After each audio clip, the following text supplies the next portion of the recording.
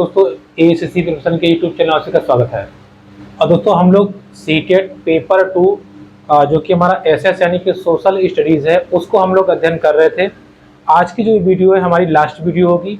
आज की वीडियो हम लोग पूरा सिलेबस कवर कर लेंगे, यानी कि क्लास 6, 7 और 8 का जो इतिहास सेक्शन है, राजनीति शास्त्र सेक्शन है और लास्ट में आपका भूगोल का जो सेक्शन है, आज की वीडियो में पूरा कंप्लीट हो जाएगा। सिलेबस के अकॉर्डिंग मैंने आपको डिक्टो पॉइंट टू पॉइंट सब कुछ कवर करा दिया है। इस वीडियो के समाप्त होने तक हम लोग पूरा कवर कर लेंगे। इसके पश्चात आपको कहीं से पढ़ने की जरूरत नहीं है, केवल और केवल हम लोग प्रैक्टिस करेंगे ताकि हमारी समझ मजबूत हो। ठीक है, तो चलिए आज का जो पॉइंट है उसको हम डिस्कस करते हैं। देखिए, पिछली वीडियो में हम लोगों ने कृषि के विषय में पढ़ा था। आज का जो पॉइंट है हमारा वो है उद्योग। देखिए, उद्योग मतलब क्या? उद्योग का अगर हम मोटा मोटा मतलब समझे तो व्यापार से मतलब होता है, लेकिन व्यापार से पूर्व आप व्यापार के लिए क्या क्या चीजें कैसे कैसे आप उत्पादित करते हो, ये आता है उद्योग के अंतर्गत। जैसे अगर हमें फर्नीचर बनाना है तो हम जंगल से लकड़ी काट के ले आएंगे, फिर अपनी मशीनरी द्वारा उसको हम फर्नीचर बनाएंगे। मैंने आपको बताया था कि क्रियाएं 3 प्रकार की होती है। पहला प्राथमिक क्रिया, फिर द्वितीयक, फिर तृतीयक। द्वितीयक क्रिया में वे चीजें आती हैं, वो क्रियाकलाप आते हैं जिनमें हम प्राथमिक से उपयोग की हुई चीजें या प्राथमिक से लेकर के नई नई चीजें बनाते हैं। जैसे अगर हम आपसे कहें कि हम मान लीजिए हमने कहा कि हम कच्चे तेल से पेट्रोल बनाना चाहते हैं, तो कच्चा तेल होगा प्राथमिक वाला, पेट्रोल होगा उद्योग के द्वारा द्वितीयक में। तो उद्योग की जो प्रक्रिया है वो द्वितीयक में आती है। जैसे हमें बिस्किट बनाना है, बिस्किट बनाने के लिए हमें क्या चाहिए? गेहूं।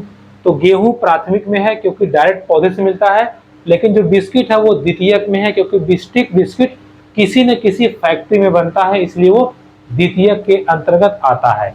तो उद्योग क्या है? हमारी आवश्यकताओं की पूर्ति के लिए हम मशीनरी द्वारा, मेहनत द्वारा, ज्ञान के द्वारा, शिक्षा के द्वारा और अपने स्किल के द्वारा, कौशल के द्वारा जब चीजों का रूप परिवर्तन करके अपने योग्य चीजें, अपनी आवश्यकता अनुसार चीजें बनाते हैं, उसी को हम क्या कहते हैं? उद्योग।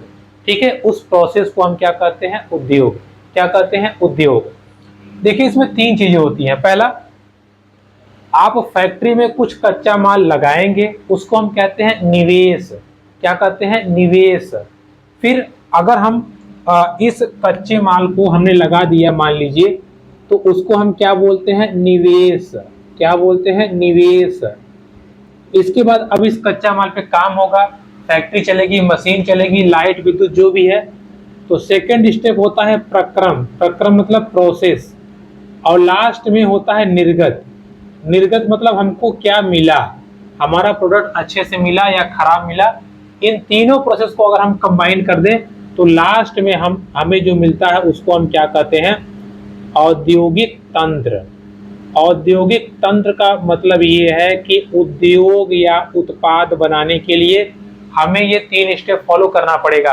कच्चा माल लाएंगे, उसकी साफ सफाइयाँ करेंगे, उस पर जो संशोधन करना है करेंगे, अशुद्धि हटाएंगे, प्रोसेस करेंगे, मशीन में डालेंगे, फिर जो हमें प्रोडक्ट मिलेगा उसको हम कहते हैं निर्गत।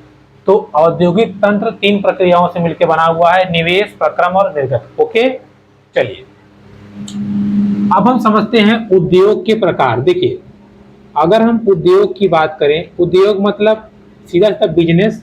अगर हम इसके प्रकार की बात करें तो कितने प्रकार का होता है हम आपको एक एक करके डिटेल में समझाएंगे। देखिए, पहली चीज, हमारे पास कच्चा मटेरियल कैसा है। ठीक है, उद्योग डिपेंड किस पे करता है? कच्चा माल पे। कच्चा माल मतलब जैसे अगर चीनी है, चीनी तो पका हुआ माल है, चीनी बना कहाँ से? शुगर से, शुगर केन से, यानी कि गन्ने से। तो गन्ना कच्चा माल है। तो कच्चे माल के हिसाब से हम उद्योग के प्रकार समझेंगे। दूसरा, उद्योग बड़ा है या छोटा है उसके हिसाब से समझेंगे। तीसरा, उद्योग का मालिक कौन है उसके हिसाब से समझेंगे। अर्थात हम उद्योग की बात करें तो उद्योग को हम 3 प्रकार से बांटते हैं। पहला, कच्चे माल के आधार पे, दूसरा आकार के आधार पे, तीसरा स्वामित्व के आधार पे। एक एक करके हम डिस्कस कर लेते हैं, छोटे छोटे हैं, परेशान ना होइएगा। देखिए, अगर कच्चा माल आधार पे कहें तो कृषि आधारित उद्योग, अब बात को समझिएगा, कृषि आधारित उद्योग, ठीक है, पहले हम लिख देते हैं फिर आपको समझा देंगे। दूसरा हमारा है खनिज आधारित उद्योग, खनिज आधारित उद्योग। तीसरा हमारा है समुद्र आधारित उद्योग। अब ये समुद्र आधारित उद्योग क्या है हम आपको समझाएंगे, परेशान बिल्कुल ना होइएगा, सब एक साथ क्लियर कर देंगे, ठीक है। और चौथा जो हमारा है वो है हमारा वन आधारित उद्योग, वन आधारित उद्योग। आकार की बात करें तो लघु आकार वाले, ठीक है, लघु आकार वाले उद्योग और वृहद आकार वाले उद्योग, वृहद आकार वाले उद्योग, लघु और वृहद आकार वाले उद्योग। स्वामित्व की बात करें तो निजी, पहला होता है निजी उद्योग, निजी उद्योग। दूसरा होता है सार्वजनिक, सार्वजनिक उद्योग। तीसरा होता है संयुक्त उद्योग और चौथा हमारा होता है सहकारी उद्योग, सहकारी उद्योग, ठीक है। अब समझिएगा, इन सब को हम आराम से आपको समझाते हैं फटाफट और एक एक को आप समझिए। देखिए क्लियर कट तरीके से, पहले हम चलते हैं कच्चा माल। जैसे आपको कच्चा मटेरियल जो भी आप प्रोडक्ट बनाना चाहते हैं, जैसे हमने कहा था आप बिस्किट बनाना चाहते हो, आप पारोटी बनाना चाहते हो, आप पनीर बनाना चाहते हो, आप दूध का पाउडर बनाना चाहते हो, तो कृषि मतलब अगर हमको जूट मिल जाता है, जूट जिससे कपड़ा बनता है, कपास जिससे कपड़ा बनता है, और मान लीजिए पेड़ जिससे कागज बनता है, तो ये सब कच्चे माल अगर हमें खेती से प्राप्त होते हैं तो उसको हम कहेंगे कृषि आधारित उद्योग। जैसे गेहूं से बिस्किट बनाना, ये क्या है, कृषि आधारित उद्योग। खनिज की बात करें, जैसे लोहा हो गया, तांबा हो गया, स्टील हो गया, पेट्रोल हो गया, डीजल हो गया, इनके जो अयस्क प्राप्त होते हैं, जो कच्चे माल प्राप्त होते हैं, उनको हम कहते हैं खनिज आधारित उद्योग। यानी कि खनिजों से जो हमारा व्यापार फलता फूलता है, खनिज आधारित। समुद्र की बात करें, समुद्र से मछलियां प्राप्त होती हैं, समुद्र से बहुमूल्य प्रकार के रत्न प्राप्त होते हैं, समुद्र से नाना प्रकार के जड़ी बूटी औषधियां मिलती हैं, समुद्र से हमें अगर आप देखें तो नमक प्राप्त होता है। तो उन कच्चे माल को ले आकर के पकाना या उनका रूप परिवर्तित करके अपने उपयोग योग्य बनाना, ये क्या कहलाता है, समुद्र आधारित उपयोग। लास्ट आपका वन है, वन तो आप परिचित होंगे, लकड़ियों और जंगल से हमें क्या मिलता है, जानवरों की खाल, जानवरों से मांस वगैरह।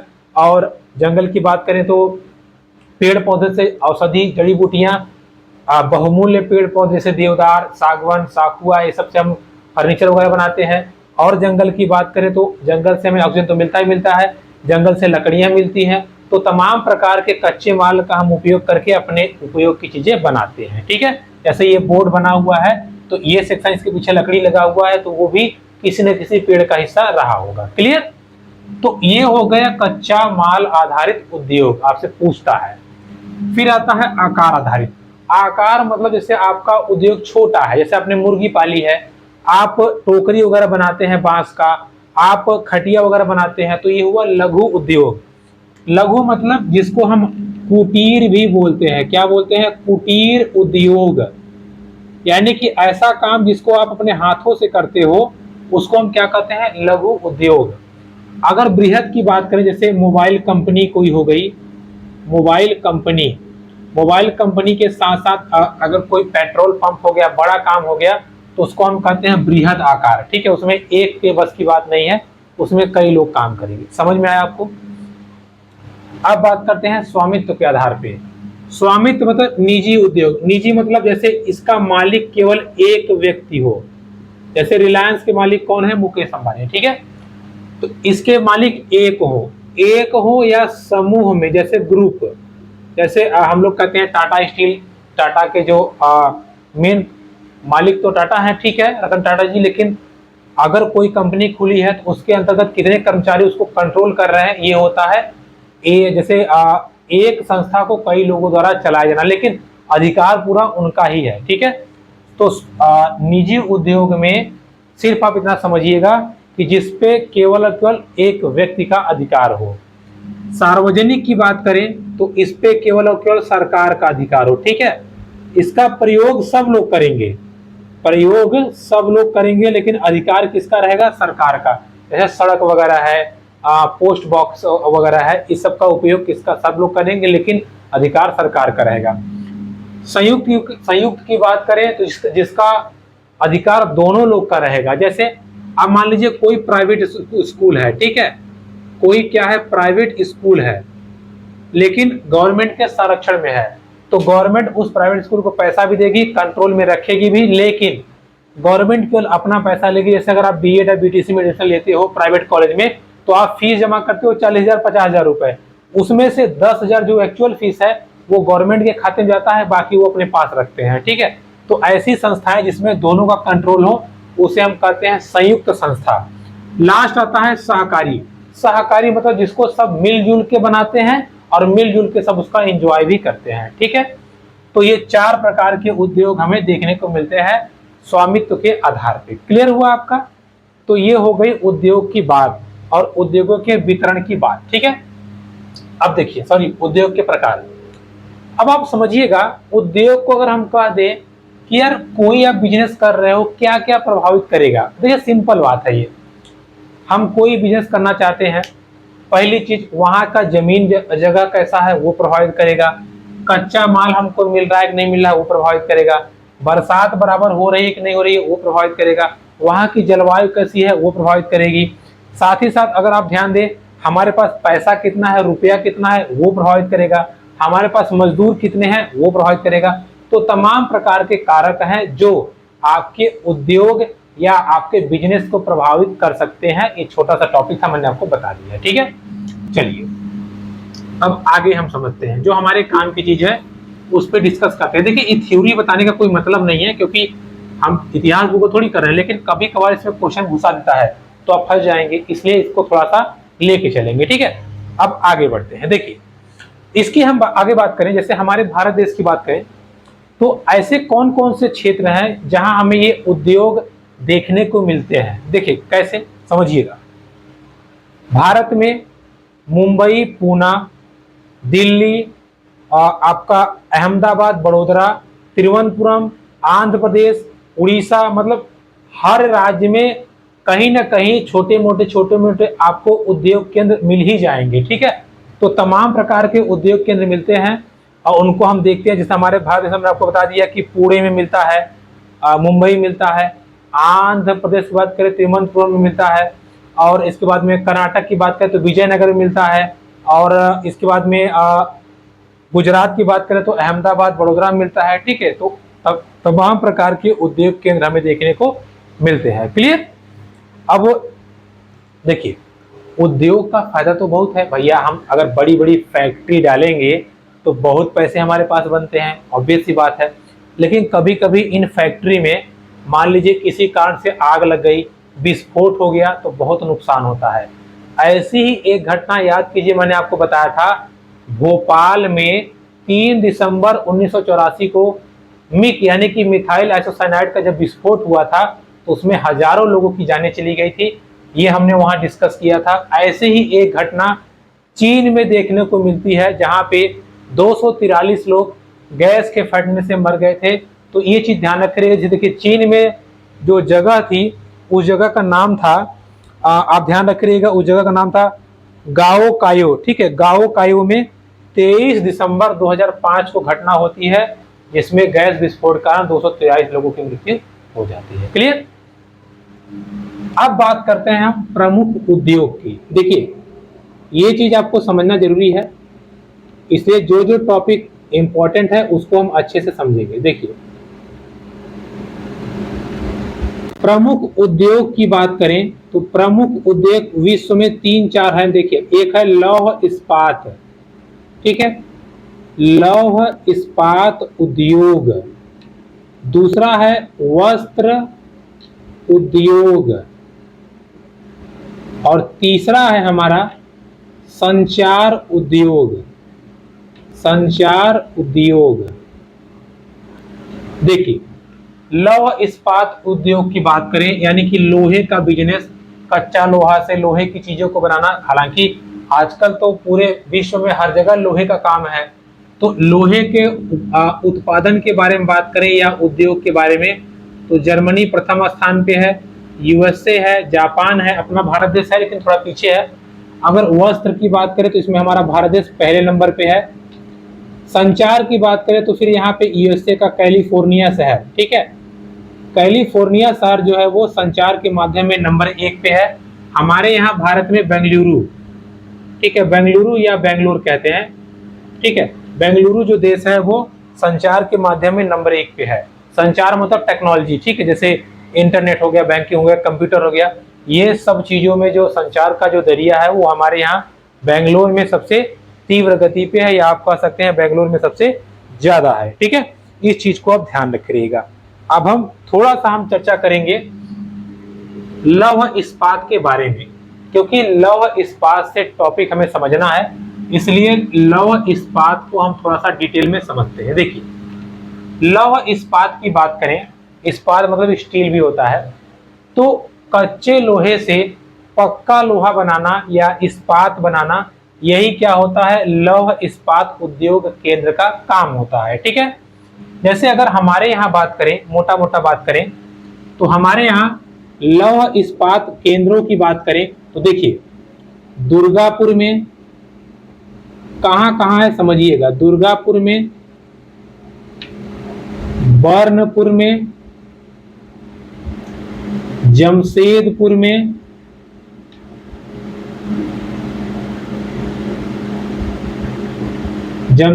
में, बोकारो में,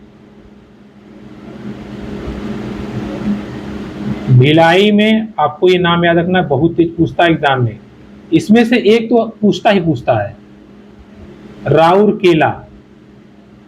ये 6 केंद्र प्रमुख हैं, और भी है लेकिन ये 6 बहुत प्रमुख है जहां पर लोहा बनाया जाता है। देखिए क्या होता है, लोहे को हम पहले गलाते हैं, उस गलाने की प्रक्रिया को प्रगलन बोलते हैं।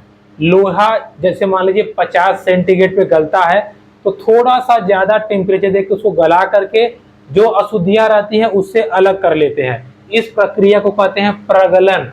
प्रगलन मतलब लोहे को गला करके उसकी अशुद्धियों से बाहर निकालना क्या कहलाता है, प्रगलन। भारत देश में हमारे ये कुछ प्रमुख लौह इस्पात केंद्र हैं जो कि विभिन्न राज्यों में है। जैसे दुर्गापुर आपका है पश्चिम बंगाल में, कहाँ है, पश्चिम बंगाल में, ध्यान रखे रहिएगा। बर्नपुर भी आपका कहाँ है, पश्चिम बंगाल में। जमशेदपुर आपका झारखंड में है, बोकारो भी कहाँ है, झारखंड में है। और भिलाई आपका छत्तीसगढ़ में है, भिलाई आपका कहाँ है, छत्तीसगढ़ में। और राउरकेला आपका उड़ीसा में है, ठीक है। तो ये आप ध्यान रखिएगा सभी को, ताकि आपको ध्यान रहे, बहुत तेज पूछता है एग्जाम में, ठीक है, बहुत तगड़ा पूछता है। जमशेदपुर की बात करें तो इसकी स्थापना 1907 में हुई थी।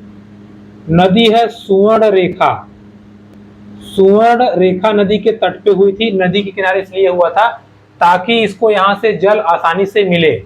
बगल में ही उड़ीसा है, वहां से कोयले की खदान से कोयला मिल जाता है। नागपुर रेलवे स्टेशन के पास में है ताकि वहां से हमें लोहा मिल जाए, अतिरिक्त लोहा मिल जाए। इस प्रकार जमशेदपुर जो लौह इस्पात केंद्र है उसको बहुत सोच समझ के बनाया गया है। ऐसी जगह बनाया गया है जहां से हमें सब चीजें आसानी से मिल जाए। तो इस चीज को आप ध्यान रखे रहिएगा। जमशेदपुर का जो लौह इस्पात केंद्र है वो इस नजरिए से भी इम्पोर्टेंट है क्योंकि ये एक बहुत उचित जगह पे बनाया गया है। 1907 में ये बनाया गया था। 1947 के बाद इसको सरकार ने अपने कब्जे में ले लिया, यानी कि ये सरकार के अधीन हो गया। और इसका शार्ट नेम है टिस्को, ठीक है। टिस्को मतलब Tata iron steel company organisation, ठीक है, इसको आप ध्यान रखिएगा, ठीक। TISCO steel organisation, clear. तो जमशेदपुर का ध्यान रखिएगा। जैसे जमशेदपुर है वैसे ही पीटरबर्ग, ठीक है, पिट्सबर्ग, ये भी एक लौह इस्पात केंद्र है। बिल्कुल जैसे इसको बहुत ध्यानपूर्वक बनाया गया है, वैसे ही पिट्सबर्ग लौह इस्पात केंद्र को भी बहुत ध्यानपूर्वक बनाया गया है। इसकी स्थिति को विशेष रूप से देखा गया है कि जल की उपलब्धता हो। यहाँ पे 4-5 नदियां हैं जो इसको जल उपलब्ध कराती हैं, जैसे सुपीरियर नदी है, विश्व की सबसे मीठी झील वाली नदी, ह्यूडन है, ह्यूडन के बाद में मिनरियग है। तो कई नदियां हैं जो इसको जल, मिशिगन सॉरी, और ओरियो, ठीक है। तो 4-5 नदियां हैं जो इसको जल उपलब्ध कराती हैं। क्लियर? देखिए, तो ये थे कुछ लौह इस्पात या लौह उद्योग केंद्र हमारे भारत देश में। इसके अतिरिक्त कुछ और केंद्र हैं, जैसे विजयनगर है आपका कर्नाटक में, विशाखापट्टनम आपका आंध्र प्रदेश में, और ऐसे ही बात करें तो सलेम नाम का है तमिलनाडु में। ठीक है, ये चीज को आप ध्यान रखें। देखिए ध्यान सुन लीजिए, भद्रावती और विजयनगर, भद्रावती और विजयनगर कहाँ है? कर्नाटक में। विशाखापट्टनम आंध्र प्रदेश में, और सुलेम नाम का कहाँ है? तमिलनाडु। क्लियर? ये कुछ लौह उत्पादन या लौह केंद्र है, इसको आप ध्यान रखिएगा। क्लियर हुआ? तो ये टॉपिक उद्योग वाला चैप्टर यहाँ पे समाप्त होता है। इसके बाद छोटा सा हमारा चैप्टर है जनसंख्या। देखिए जनसंख्या, ये भी आपका सिलेबस में है, तो इसको डिस्कस करना जरूरी है। देखिए, चूंकि जनसंख्या आप जानते हैं कि किसी देश में रहने वाले लोगों की संख्या को हम जनसंख्या कहते हैं। जनसंख्या की बात करें तो सबसे पूरे विश्व में सबसे ज्यादा जनसंख्या किसकी है? चाइना की। सेकेंड नंबर पे हमारा भारत देश आ रहा है, लेकिन बहुत जल्दी चाइना को पीछे छोड़ देगा। ठीक है, तो पहले स्थान पे चाइना है, दूसरे स्थान पे कौन है? हमारा भारत देश जनसंख्या के हिसाब से हम समझते हैं। देखिए, जैसे इस एरिया में कितने लोग रहते हैं, इस एरिया में कितने लोग रहते हैं, इनको हम क्या कहते हैं? इनको हम कहते हैं जनसंख्या। क्या कहते हैं? जनसंख्या। अब मान लीजिए इस एरिया की लंबाई भी है 1 किलोमीटर, चौड़ाई भी है 1 किलोमीटर। इसका हम क्षेत्रफल कहेंगे तो आप बताएंगे लंबाई गुणे चौड़ाई, यानी कि 1 गुणे 1 किलोमीटर स्क्वायर। 1 किलोमीटर स्क्वायर में जितने लोग रहते हैं उसको हम कहते हैं जनसंख्या घनत्व। जैसे कि हमारे भारत देश की ओवरऑल जनसंख्या घनत्व 382 है। पूरे विश्व की बात करें तो जनसंख्या घनत्व 51 है। हमारे भारत देश में बिहार में जनसंख्या घनत्व सबसे ज्यादा है, लगभग 1102 के आसपास, यानी कि 1 किलोमीटर स्क्वायर एरिया में 1100 लोग रहते हैं बिहार में। पूरे विश्व की बात करें तो औसतन 1 किलोमीटर स्क्वायर में 51 लोग रहते हैं। हमारे भारत देश की बात करें तो भारत में 382 लोग 1 किलोमीटर एरिया में लगभग रहते हैं। इस चीज को आप एकदम अच्छे से समझे रहिएगा। ठीक है, मैंने आपको बताया था जमीन का जितना हिस्सा है उस पे जैसे मान लीजिए जमीन का इतना हिस्सा है, ठीक है, इसके 30% भाग पर 90% लोग रहते हैं। पृथ्वी के ऊपर मतलब उत्तर वाले इलाका में ज्यादा लोग रहते हैं, नीचे वाले इलाका में कम लोग रहते हैं। ठीक है, इस चीज को ध्यान रखिएगा। दुनिया की आधी से ज्यादा जनसंख्या केवल 10 देशों में निवास करती है। ठीक है, सिर्फ जो 10 देश हैं उनमें से हमारा भारत देश भी है। ठीक है, इस चीज को आप ध्यान रखिए। क्लियर हुआ? क्या क्या मैंने आपको बताया? जनसंख्या घनत्व बताया, जनसंख्या बताया, भारत की जनसंख्या घनत्व 382, पूरे विश्व की 51, बिहार की 1102। ठीक है, चलिए अब ये जनसंख्या बढ़ती क्यों है, बात को समझिएगा। जैसे मान लीजिए 1000 लोग पैदा हुए और 1000 में से सभी के सभी 1000 लोग जीवित बच गए, तो हम इसको कहते हैं जन्म दर। अब मान लीजिए 1000 में से 900 लोग या सभी लोग मर गए, तो इसको हम कहते हैं मृत्यु दर, यानी कि प्रति 1000 व्यक्तियों पर जिंदा बचने वालों को हम जन्म दर कहते हैं। या प्रति वर्ष एक साल में कितने बच्चे पैदा हो रहे हैं जो जीवित बच्चे हैं 1000 के सापेक्ष, उसको हम कहते हैं जन्म दर। 1000 के सापेक्ष कितने व्यक्ति मर रहे हैं उसको हम कहते हैं मृत्यु दर। तो जन्म दर मतलब 1000 के सापेक्ष जीवित बच्चे, मृत्यु दर मतलब 1000 के सापेक्ष मरे हुए वृद्ध, इसको हम कहते हैं जन्म दर, इसको हम कहते हैं मृत्यु दर। जब जन्म दर ज्यादा हो, मृत्यु दर कम हो, तो सीधी सीधी बात है हमारी जो जनसंख्या होगी वो बढ़ जाएगी और इसको हम कहते हैं प्राकृतिक जनसंख्या वृद्धि। क्या कहते हैं? प्राकृतिक जनसंख्या वृद्धि, यानी कि पैदा होने वाले लोग ज्यादा हैं, मरने वाले लोग कम हैं, तो इसको हम कहते हैं प्राकृतिक जनसंख्या वृद्धि। क्लियर? चलिए अब देखिए, जनसंख्या वृद्धि या जनसंख्या बढ़ाने के दो टर्म और होते हैं। जैसे मान लीजिए हमारे भारत देश से 1000 लोग चले गए बाहर, भारत से चले गए बाहर, तो हमारी जनसंख्या 1000 माइनस हो गई। लेकिन मान लीजिए 1300 लोग आ गए, तो हमारी जनसंख्या क्या होगी? बढ़ जाएगी। बाहर से कहां आ गए? भारत। तो हमने ये देखा कि 300 क्या हुआ? प्लस हो गया, अर्थात लोगों के बाहर जाने और भीतर आने में भी जनसंख्या वृद्धि का रोल रहता है। बाहर जाने वाले को हम बोलते हैं उत्प्रवासी। क्या बोलते हैं? उत्प्रवासी। और अंदर आने वाले को हम क्या बोलते हैं? अप्रवासी। क्या बोलते हैं? अप्रवासी। ठीक है, अप्रवासी और उत्प्रवासी। उत्प्रवासी मतलब देश को छोड़ के जाने वाले व्यक्ति, और अप्रवासी मतलब देश में आने वाले व्यक्ति। ठीक है, इस चीज को आप ध्यान रखिएगा। क्लियर हुई बात? देखिए, किसी देश की उन्नति कैसे होगी या कौन देश कितना अग्रसर है, ये डिपेंड करता है कि वहां के लोग कैसे हैं। जैसे समझिएगा, अगर हम बात करें जनसंख्या के विषय में, जैसे मान लीजिए किसी देश की जनसंख्या बहुत ज्यादा है, ठीक है, बहुत ज्यादा है, तो बात को समझिएगा। अब मान लीजिए उस देश की जनसंख्या ज्यादा है लेकिन कोई बात नहीं, वहाँ शिक्षा बराबर मिल रहा है, वहाँ रोजगार बराबर है, वहाँ मान लीजिए कृषि बराबर हो रही है, वहाँ स्वास्थ्य बिल्कुल एकदम टकाटक चल रहा है, तो आप बताइए क्या जनसंख्या वृद्धि का कोई असर पड़ेगा? नहीं पड़ेगा। अगर लगभग हर घर में नौकरी है, हर घर में खाने पीने की चीजें उपलब्ध हैं, तो जनसंख्या 200 करोड़ 500 करोड़ हो जाए कोई फर्क नहीं पड़ता।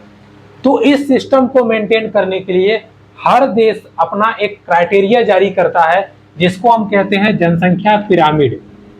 और इस जनसंख्या पिरामिड में ये बताया जाता है कि किस देश में किनकी जनसंख्या ज्यादा है।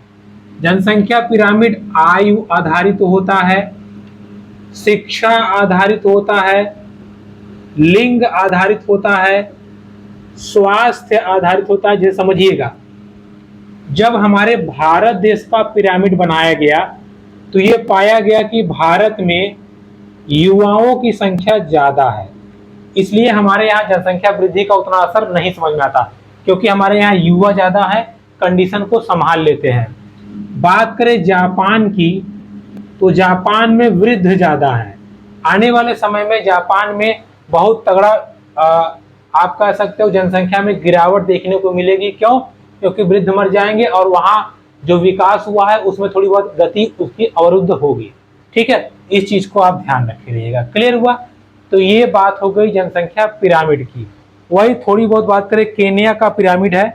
केन्या के पिरामिड में ये है कि वहां बच्चे ज्यादा पैदा हो रहे हैं और मर कम रहे हैं, यानी कि वहां जनसंख्या वृद्धि आगे आएगी या तेजी से बढ़ेगी। ठीक है, तो दोस्तों ये था हमारा जनसंख्या पिरामिड का सेक्शन, जिसको हमने अच्छे से आपको कवर करा दिया। अब आप देखिएगा, समझिएगा, मैंने आपको क्लास 6, क्लास 7, क्लास 8, क्लास 6, 7, 8 की हिस्ट्री कवर करा दी, हिस्ट्री कवर करा दी तीनों में। हिस्ट्री के बाद मैंने आपको पॉलिटिक्स कवर करा दी और मैंने आपको जियोग्राफी कंप्लीट करा दी पूरी। ठीक है, आज हमारा जो सिलेबस है वो औपचारिक रूप से कंप्लीट होता है। पूरा सिलेबस हमने कंप्लीट कर लिया। अब हम लोग देखेंगे कि एग्जाम में क्वेश्चन किस लेवल से पूछता है, कैसे कैसे पूछता है। तो अगली वीडियो जब भी आएगी उसमें हम बोर्ड पे हो सकता हो ना रहे, आपको केवल पेपर सॉल्व कराएंगे। तो अगर आपने अभी तक चैनल को शेयर नहीं किया है, अपने दोस्तों में शेयर कर लीजिए, क्योंकि अब समय आ चुका है हमारे प्रैक्टिस सेशन का, ठीक है। इसके बाद में अगर आपको पीडीएफ चाहिए तो आप पीडीएफ के लिए टेलीग्राम कर सकते हैं न्यू एसीसी प्रिपरेशन पे, ठीक है। आप टेलीग्राम करेंगे, हम आपको वहां पे पीडीएफ आपको प्रोवाइड करा देंगे। जो आपने अभी तक पढ़ा पूरा का पूरा पीडीएफ हैंड राइटिंग आपको मिल जाएगा। कुल मिला के 28-29 वीडियो में आधे घंटे की वीडियो है। कुल मिला के 10-12 घंटे या 15 घंटे मेहनत कर देंगे तो आपका पेपर बहुत अच्छे से हो जाएगा और अच्छे से आप एग्जाम क्वालिफाइड हो जाएंगे, ऐसा मेरा विश्वास है। तो मिलेंगे आपसे अगली वीडियो में, तब तक के लिए